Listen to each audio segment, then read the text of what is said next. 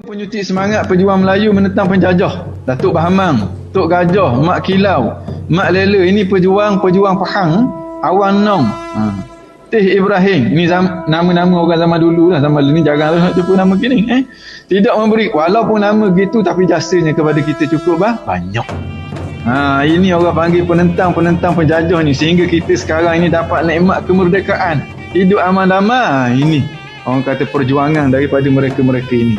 Mudah-mudahan Allah Subhanahu Wa Taala balas kepada mereka ini ganjaran yang sepatutnya, ganjaran yang cukup besar. Kerana mereka ini kita boleh hidup sekarang ini dengan aman dan damai. Amin ya rabbal alamin. Menyuntik semangat jihad menentang penjajahan Inggeris kepada pejuang Pahang. Memberi semangat kepada pihak istana agar tidak menandatangani perjanjian politik dengan pihak Inggeris dan Siam. Rang undang-undang perjanjian oleh Gubernur Sir Frank Twitterham yang Sultan Zainal Abidin tak ada tangan pun. Orang kata nasihat daripada Tok Kupalo. Yang mana negeri-negeri lain kebanyakannya sultan-sultan mereka bersetuju, tapi tidak di negeri Terengganu. Perjanjian 1909, penyerahan Kelantan, Terengganu, Kedah, Perlis kepada British. Kerajaan negeri Terengganu tak setuju, tak tanda tangan. Walaupun dapat desakan demi desakan daripada pihak Inggeris.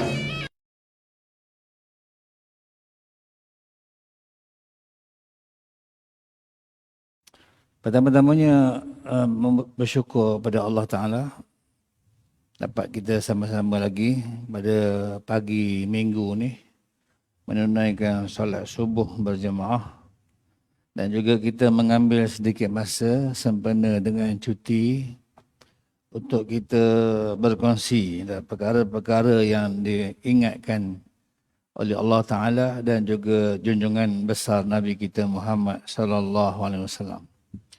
Walaupun di Bandar Kuantan kita ni boleh katakan setiap minggu banyak event yang datang.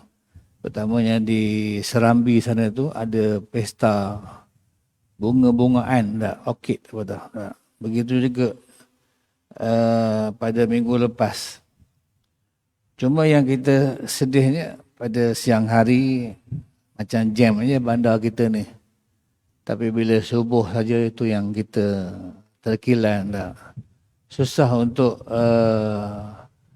kita berkumpul seperti siang hari, apatah lagi di Bukit Jalil pada malam tadi. Begitu hebat pasukan bola sepak, tetapi bila di subuh hari dia tak dapat nak berhimpun seperti mana di stadium.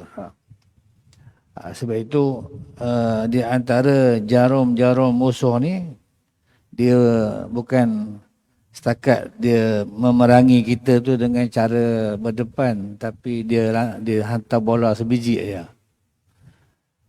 Dia hantar bola sebiji saja kita dah mula hilang lah. Namun demikian, itu semua adalah ujian daripada Allah Ta'ala yang suruh kita berfikir. Yang saya tengok dalam buku saya ni, dia kata musafir yang berteduh di bawah pohon rendang. Maksudnya kita di dunia ni macam kita singgah bawah pokok ya. Hari ni kita tengok pokok-pokok kalau di Pekan sana dia ada signboard, kempen menanam pokok-pokok ni 1 juta pokok maknanya nak besarkan pokok ni bukan masa yang singkat. Nak jadi balak besar tu bukan senang Orang sekarang potong je balak 2 pemeluk, 3 pemeluk, tapi pokok tu tumbuh mungkin 100 tahun. Jadi kita kempen nak tanam kerana pokok ni ada simbolik, ada kiasan yang disebutkan oleh Nabi kita Muhammad sallallahu alaihi wasallam. Hadis riwayat daripada Abdullah bin Mas'ud radhiyallahu an, seorang sahabat yang juga murid setia Nabi kita Muhammad sallallahu alaihi wasallam, sentiasa berada di sisi baginda. Itu di zaman Nabi, siapa yang sering berdamping dengan Nabi, dia dapatlah ilmu yang Nabi bawa. Siapa yang berdamping dengan orang kaya mungkin dia dapat kaya. Orang berdamping dengan orang politik, mungkin dia dapat kuasa. Terutamanya kita hari ini digembar-gemburkan pilihan raya semakin hampir. Khutbah Jumaat pun suruh kita pilih orang Melayu yang bertakwa. Orang Melayu yang bertakwa. Kita tanda yang Melayu yang korupsi, yang menyeleweng. Walaupun dia Melayu tapi ketakwaan kepada Allah, dia tidak menghayatinya. Sebab itu agama Islam ni bukan kepada satu-satu bangsa saja. Dia disebutkan oleh Ta'ala, ya Yuhannas, wahai semua manusia. Kalau ikut bangsa saja, kita kalah dengan New Zealand. Kalau bangsa kita kalah dengan New Zealand. Minggu lepas saya berjumpa dengan satu keluarga, dia melancong ke New Zealand. Dia rasa macam tak nak balik. Sebab New Zealand ni negeri yang mempraktikkan apa yang tertera dalam agama Islam tu. Yang nombor satu negara yang mempraktiknya New Zealand. Tapi bukan yang di Maran ni. New Zealand juga, Felda New Zealand. Itu kenapa dia sebut Felda New Zealand? Sebab masa mula-mula buka orang New Zealand datang. Dan kita pun dulu ingat anak-anak kita kalau belajar New Zealand lah. Mana pergi ke Oxford Amerika. Maknanya daripada dulu lagi mereka ni mencari kebenaran. Walaupun mereka belum dapat masuk iman dalam diri mereka, tapi mereka mencari yang terbaik. Yang sedihnya ialah orang Islam, dia ada panduan yang diturunkan oleh Allah Ta'ala, tetapi mereka mengambil panduan yang lain. Akhirnya ranking kita orang Islam ni di tangga yang ke bawah. New Zealand nombor 1. Maknanya sahabat saya tu dia bertugas sebagai kerja menyembelih. Kerja menyembelih pun banyak duit. Ekonomi di New Zealand. Kita hari ni yang tukang sembelih pun kita was-was. Sebab dia gantung gambar tu tuan sembelih tu dah lama mati. Dia gantung gambar orang. Kita yang tak kenal tak apa, yang kenal ni Pak Mat ni dah 10 tahun dah mati. Dia gantung lagi gambar lah. Akhirnya ragu kita dengan sembelihan. Apatah lagi sembelihan daripada luar tak. Yang baru-baru ni JAKIM memberhentikan import daging daripada Australia serta-merta. Maknanya kita takut yang nyembelih tu bukan orang Islam. Sebab itu Abdullah bin Mas'ud, dia murid setia kepada Nabi, sentiasa berada di sisi Nabi, meneliti dan mencatat setiap yang diucapkan oleh Nabi SAW, serta mengambil pengajaran daripada segala perbuatan Nabi kita Muhammad sallallahu alaihi wasallam. Antaranya dia mencari dan menimba ilmu. Itu Nabi lah. Bukan sembarangan manusia, presiden seluruh manusia. Presiden, Nabi-Nabi dan Rasul-Rasul. Kita hari ini digembang-gemburkan dengan penyelewengan. Golongan yang memegang pimpinan menyeleweng. Saya tertengok kisah isteri Presiden Filipina. Saya tengok dalam video ni, cerita sejarah dia. Daripada seorang wanita yang disenangi. Seorang gadis yang rupanya memikat. Tengok dia cantik, memikat. Kemudian dia masuk Ratu Cantik. Menang. Bila menang, yang berhormat pun datang. Kahwin dengan yang berhormat di Filipina. Akhirnya jadi presiden. Suami dia tu rupa-rupanya dia mempunyai kekayaan yang luar biasa. Sekarang umur dah 90 lebih. Itu maknanya yang berdamping dengan pihak yang berkuasa. Yang berdamping dengan para ulama ataupun anbiya, apatah lagi Nabi kita Muhammad sallallahu alaihi wasallam mendatangkan kepada kita contoh-contoh yang berbagai-bagai.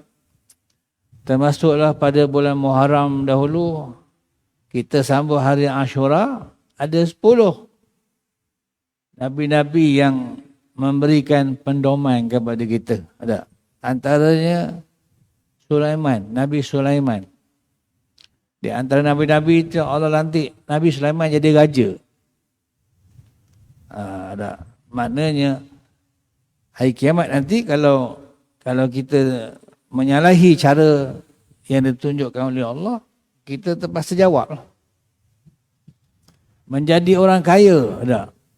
Dan berkuasa Fir'aun ditunjukkan sampai sekarang. Ada.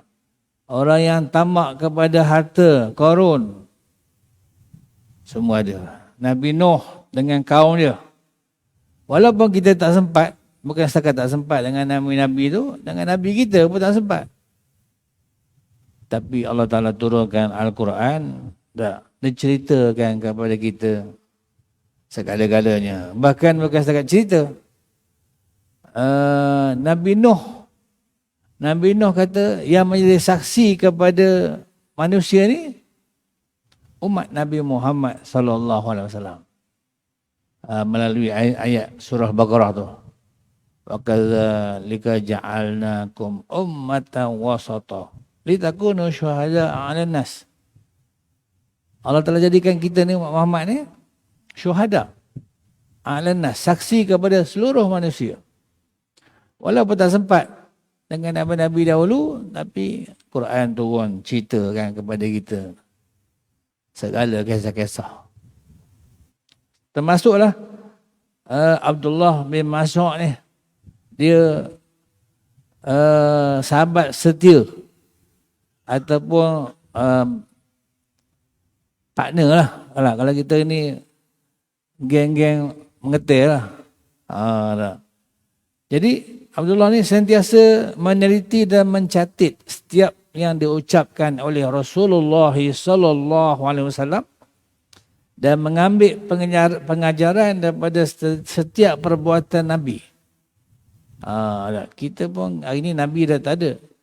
Kita tengoklah dalam laman sesawang kita, para ustaz bercakap. Cuma yang kita tak suka dia berlawan dengan ustaz ni.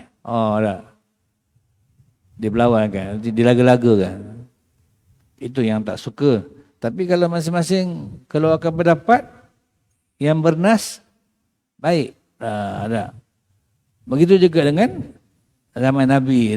Dia mencatat segala yang Nabi perkatakan. Satu ketika Abdullah melihat Nabi sedang berbaring. Apabila baginda bangun daripada tempat pembaringannya, dia terlihat ada kesan jalur-jalur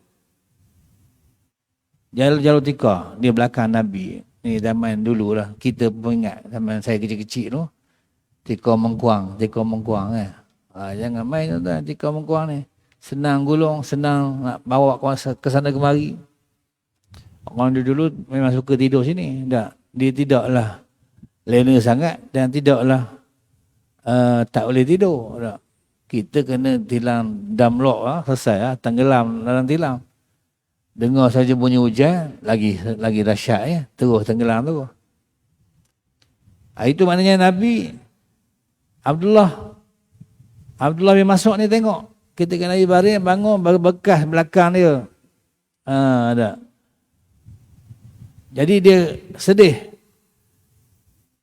Ketika itu dibuat daripada daun kurma yang kasar, maka kesan tikar itu amatlah nampak di badan Nabi. Timbullah rasa kesihan di hati Abdullah bin Mas'ud. Orang yang mulia, orang yang hebat, tapi tidur pun berbekas. Itu maknanya Nabi menunjukkan contoh lah kepada kita ni. Berkata Ibnu Mas'ud, "Ya Rasulullah, sekiranya kamu perintahkan aku untuk mencari sebidang hamparan yang lembut untuk kamu berbaring, nescaya aku akan berusaha untuk mendapatkannya." Tak, sahabat setia dia tadi tak. Kalau beritahu dia akan usahakan cari tempat yang istimewa lah untuk Nabi berehat, sebab Nabi ni bukan orang sembarangan, kekasih Allah. Akan tetapi Nabi bersabda kepada Abdullah bin Mas'ud, "Bagi aku," kata Nabi, "berada di dunia ni seumpama seorang yang berjalan di tengah panas." Kita boleh bayang kalau panas ni sekarang kita cuaca redup. Bila redup ni maknanya belah-belah Johor, belah-belah Kedah ni banjir lah, hujan. Sekarang ni terbalik dah. Dulu kita pantai timur banjir. Sekarang bumi ni dia beralih. Belah sana pula banjir. Kita redup lah. Sejuk lah. Tapi kalau matahari keluar, panas terik. Ni nak gambarkan. Nabi bersabda ni, aku kata Nabi berada di dunia ini seumpama seorang yang berjalan di tengah panas. Kemudian singgah sebentar untuk berteduh di bawah sepokok kayu yang rindang. Kita boleh bayang tak? Orang dulu tanam pokok dia bukan tanam saja untuk berteduh lah. Selepas aku rehat di bawah pokok yang rindang tu, dalam masa seketika untuk menghilangkan penat, maka aku bergerak lah. Beredarlah meninggalkan pokok rindang itu dan meneruskan perjalanan. Hadis Nabi, hadis ini suatu peringatan kepada manusia bahawa kesempatan yang diberikan pada kita ni untuk hidup di dunia ni bukanlah kekal selama-lamanya. Dia buat perumpamaan seperti berteduh bawah pokok kemudian berjalan semula untuk hilangkan seketika letih tu. Itu perumpamaan Nabi sebut hidup kita atas dunia ni sekejap je. Seperti berehat di bawah pokok kemudian jalan balik lah, sebab kita punya stesen kita jauh lagi di alam akhirat dan seterusnya ke syurga ataupun sebaliknya.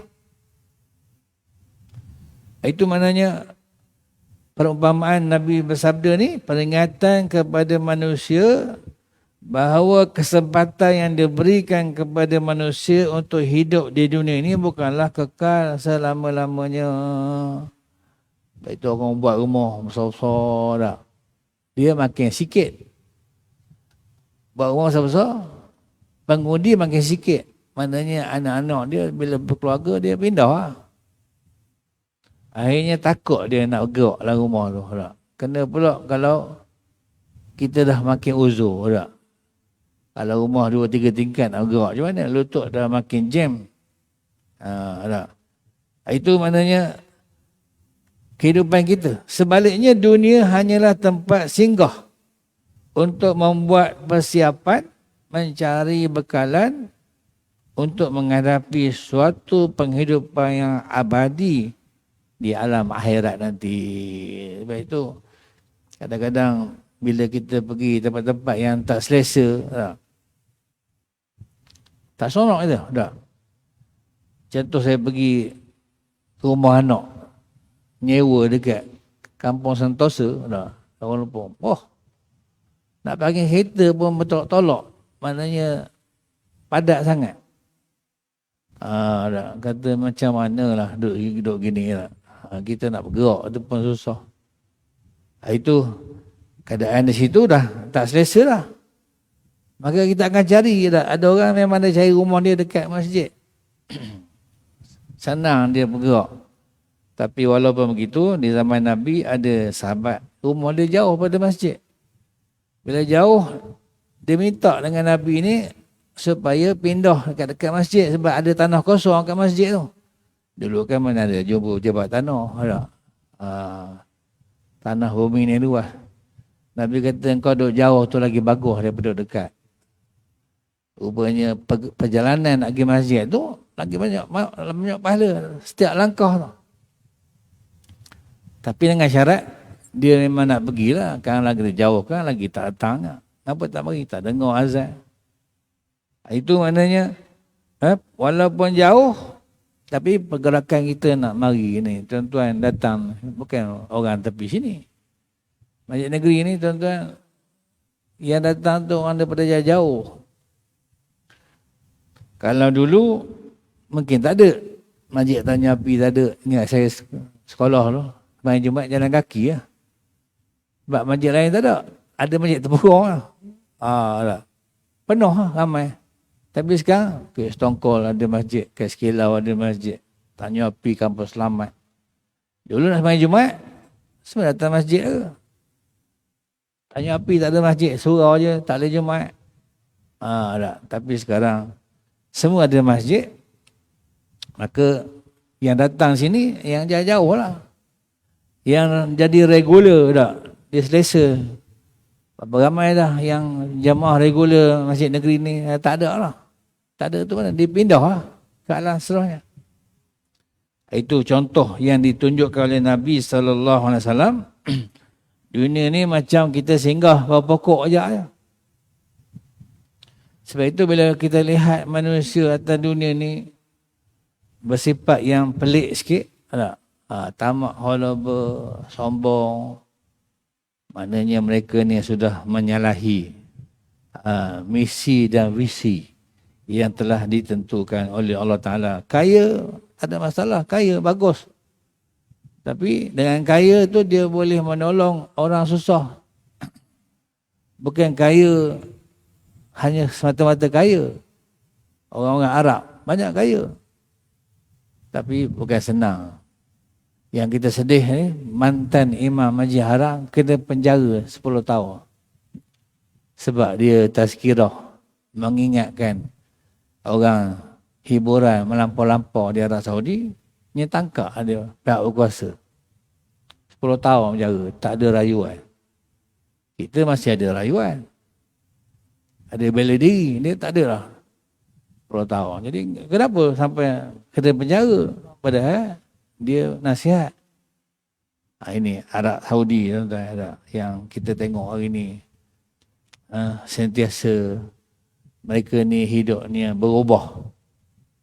Walaupun kita sering mengunjungi mereka Makkah Madinah, tapi kehidupan mereka dia jemput Hollywood, selebriti Hollywood sana, dan dia berjudi satu dewan, pakai jubah, pakai egar, pakaian dia.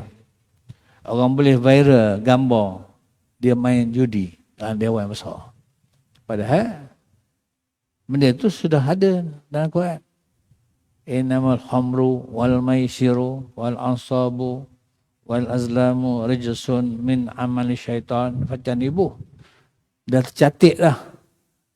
Bahasa dia lah. Tapi dia besar-besaran tuan-tuan. Dewan tak. Kita tengok kacau lah. Di samping dia menjemput selebriti Hollywood. Yang glamour lah, datang. Awak pakai jubah, pakai hamba tasbih. Jadi bila tegur oleh mantan imam pula kena penjara. Inilah hakikat yang diajar oleh Nabi kepada umatnya, bahawa hidup di dunia ni ibarat singgah berteduh di bawah sepohon pokok kayu ketika hari panas, sekadar berteduh bagi menghilangkan letih atau singgah mencari bekalan. Itu saja umpamanya. Sebab itu bila kita tengok anak-anak muda ini kadang-kadang pelik. Dia punya kehidupan dia, makan minum dia tu terlalu kelas lah. Bukan sebab apa kita pelik tu, dia tak pelik sangat. Dia tak heran, kita pula. Hari ni viral minum kopi. Kopi ni secawan bukan macam kita minum RM1.2. RM10 secawan. RM10 pun dia tak kisah apa. Tak. Jadi dia pelik tak. Padahal rasa apa sangat. Tapi benda tu dia viral, jadi glamour datang. Penuh lah. Dia pun tak pernah fikir mahal tak mahal. Kita siap berkira tak sebab cabaran dia besar. Akhirnya kita minum kopi 4 belalang lah. Kopi 4 belalang. Kopi dia arang kan. Dah habis dah kopi, belalang, kopi dah habis dah. Ambil dah arang tu. Tumbuk kan. Jadi kopi 4 belalang. Juga jadi ditipu orang lah. Bunyi pelaburan kopi 4 belalang, tahu mana-mana kilang. Jadi contoh yang diberikan oleh Nabi tentang kehidupan di dunia amat mudah difaham. Walaupun Nabi menyebut ibarat singgah seketika berteduh di bawah pokok yang rendang, tetapi kadang-kadang manusia menjadi asyik dan terlena. Apatah lagi jika pokok tempat berteduh itu berbuah lebat dan ranum. Itu belum ada buah lagi, hanya berteduh saja. Kalau dia berbuah, buah pula musangking, lagi berat. Banyak kes musangking di Kedah pun jadi langkabuk dah. Siapa yang menyair nak tendang musangking punya pukulan. Kita diraup musangking, tak sedar dah.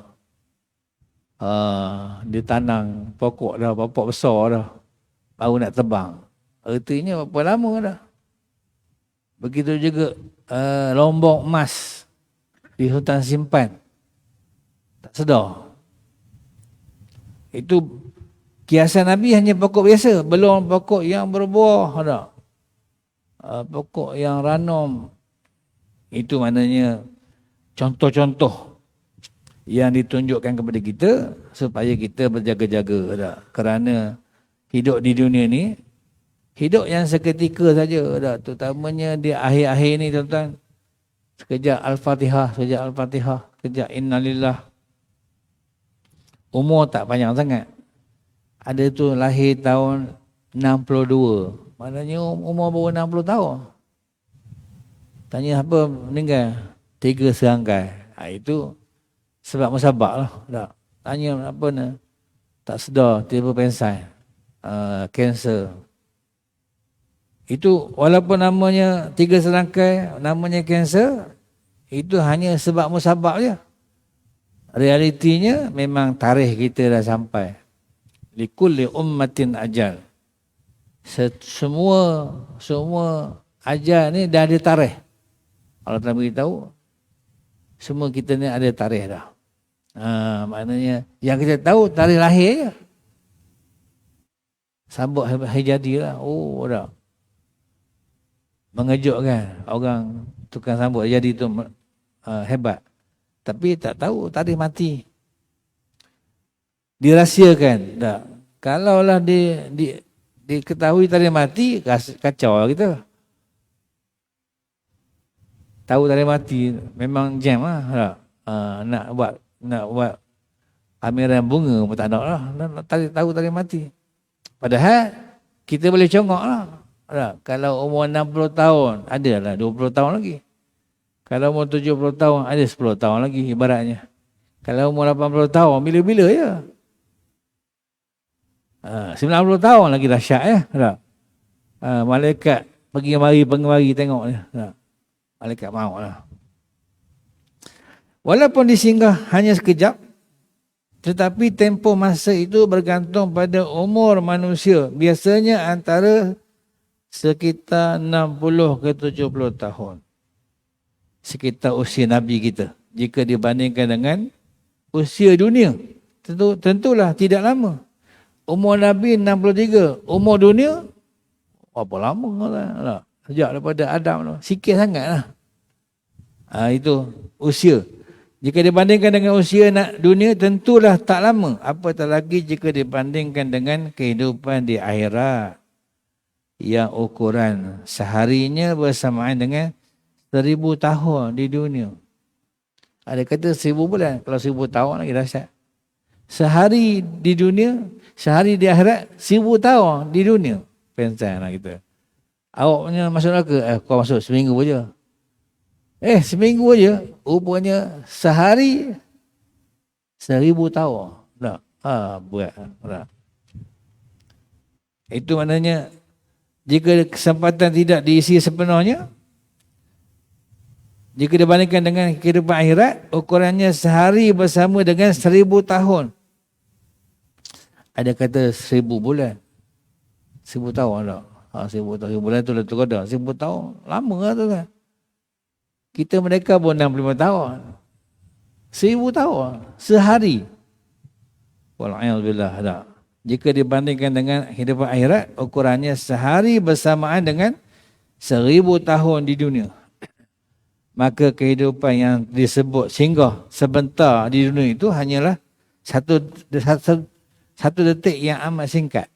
Maknanya singgah berapa pokok tu seumpama masa yang singkat ya. Nak dibandingkan dengan alam akhirat yang sangat lama. Sebab itu dalam Quran imam kita baca tadi tak, wal adha tak, wal akhiratu khairu wa abqa. Ada surah Sabihis tak. Akhirat tu lebih baik dan lebih kekal. Jadi masa yang singkat itu adalah suatu kesempatan yang mesti dihargai. Maknanya dia tak bagi kita buang masa lah sebab masa singkat sangat. Sebab itu bila tengok anak-anak nak tidur aja, kita merasa macam mana lah. Terutamanya anak bangsa kita zaman sekarang. Kalau dulu masa zaman kita muda-muda dulu tuan-tuan, ni badan ni berminyak ni, ada berpeluh semua. Tapi zaman sekarang anak-anak muda tengok tu takut kita. Mereka ni hidup senang lah, relax, rehat. Dia tak tahu macam mana nilai kemerdekaan, nilai kehidupan. Jadi kesempatan tidak diisi sepenuhnya untuk menyediakan bekalan kerana dilalaikan oleh kenikmatan. Dilalaikan dengan kenikmatan mata benda yang tidak seberapa. Ada. Benda yang ada ni tak seberapa sangat, tapi kita leka. Apatah lagi hari Jumaat pun ni tajuk khutbah skema. Ada. Jabat Mufti pun buat tajuk khutbah skema. Maknanya ramai orang kena skema ni. Bukan orang biasa, sampai orang atasan. Orang yang intelek pun kena juga skema. Apatah lagi orang kampung. Akhirnya orang kampung bagus. Dia tak percaya sangat kepada sistem ni. Dia simpan bawah batai duit. Rupanya simpan mana-mana pun tuan-tuan. Jika tidak ada penipuan, itu selamat.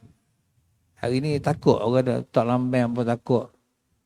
Sebab sistem-sistem ni boleh di-clone. Apatah lagi kalau ada di dalamnya golongan yang tidak jujur, pengkhianat, habislah.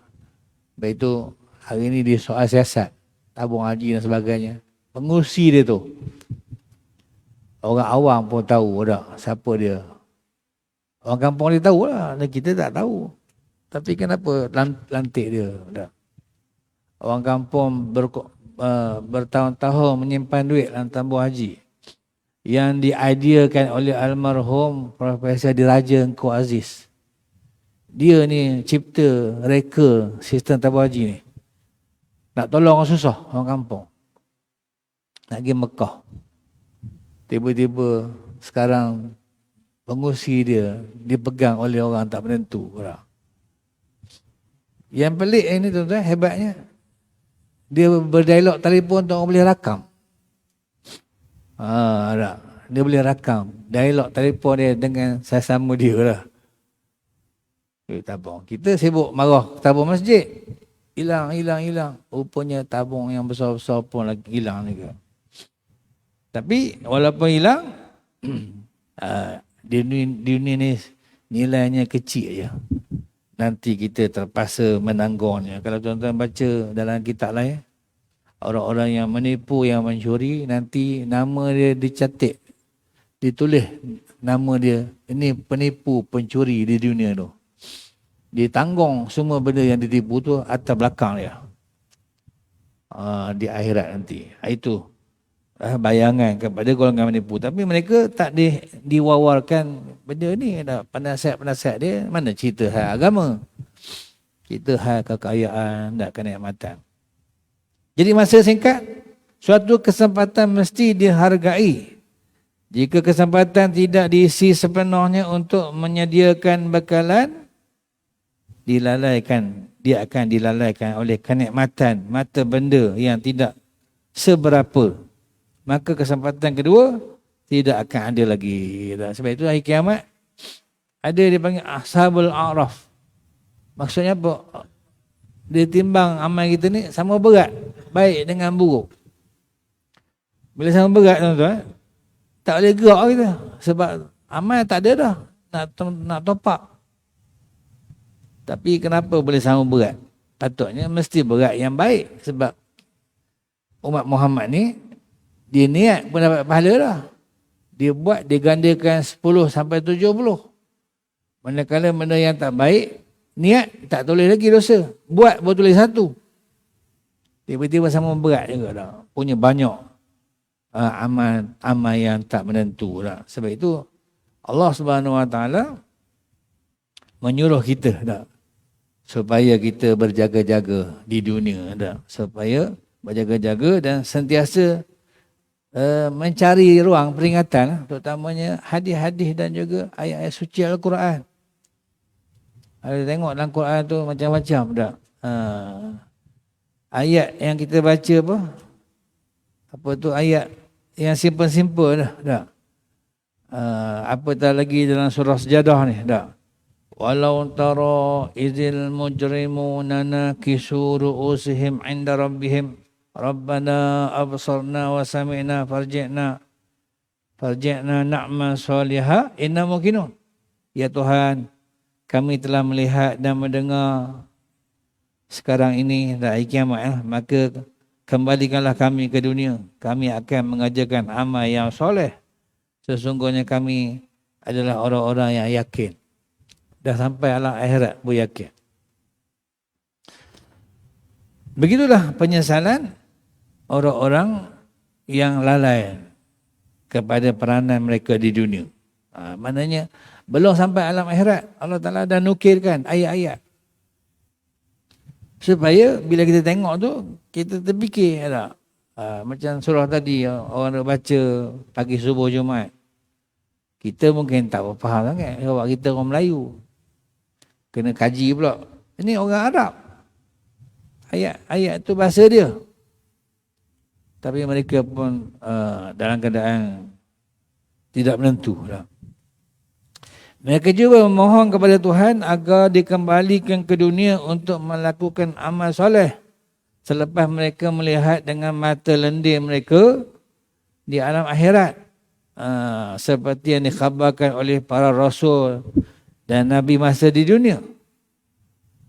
Tapi mereka masih lagi tidak menghiraukannya kerana dalam hati kita ni ada musuh pula namanya syaitan yang sentiasa membisikkan dalam hati kita ni supaya kita asyik dengan dunia. Menyebabkan kita tertutup. Tak? Seperti mana Nabi sebut, dalam hati kita ni ada titik-titik hitam. Tak? Bila lekat saja kita biarkan, akhirnya dia tutup hati kita. Bila tutup, tak nampak lah. Manusia mesti beramal atau bekerja bagi menyediakan bekalan hari akhirat. Bekalan itu bukanlah sekadar ibadat, solat, puasa, zakat, haji saja. Tetapi sebarang urusan yang melibatkan harta dunia seperti bertani, berniaga, menjadi nelayan, usahawan, pengurus, pentadbir. Semuanya akan menjadi urusan akhirat jika dilakukan mengikut garis yang ditetapkan oleh syariat. Orang panggil SOP lah. Ikut SOP tak? Dia semua berkait dengan akhirat. Makan. Walaupun namanya makan, tapi dia berkait dengan akhirat. Kalau kita tak makan, badan lemah. Tak. Penyakit datang. Jadi akhirat. Minum. Tidur. Tak. Akhirat. Jika tak tidur, badan kita akan lemah. Itu maknanya bekerja, bertani, menternak, semua tuan. Apatah lagi mengurus negara. Lagi dahsyat ya. Kalau kita uruskan dengan betul, selamat. Tapi uruskan dengan salah, habis. Tak. Tapi walaupun habis, Allah Ta'ala Maha Penyayang, masih lagi kita boleh berada di dunia ni dengan hasil-hasil yang lain. Tapi di alam akhirat nanti, di sanalah tempat yang menakutkan kita, kerana di sana tempat yang kekal selama-lamanya. Wal akhiratu khairun wa abqa. Akhirat yang lebih baik dan lebih kekal. Maka disuruh kita berbekal masa kita hidup. Tok Khotib pun tiap Jumaat mesti ada kalimah wa tazawwadu. Berbekallah dah. Fa inna khairi zadi taqwa. Bekal yang paling baik takwa kita kepada Allah Subhanahu wa taala. Insya-Allah.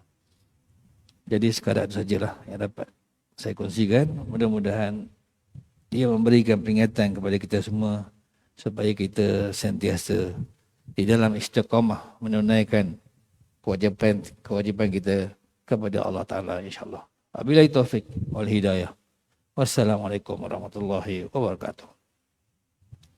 Bismillahirrahmanirrahim. Alhamdulillahirabbil alamin wassalatu wassalamu ala rasulil amin wa ala alihi wa sahbihi ajma'in. Allahumma ja'al jam'ana hadza jam'an marhuma wa tafarraqana min ba'dihi tafarraqan ma'suma. Allahumma inna nas'alukal huda wal tuqa wal afa fal ghina. Allahumma anfina min kulli bala'id dunya wa azabil akhirah wa syarrid dunya wa syarril akhirah. Ghafarallahu lana wa lahum birahmatika ya arhamar rahimin.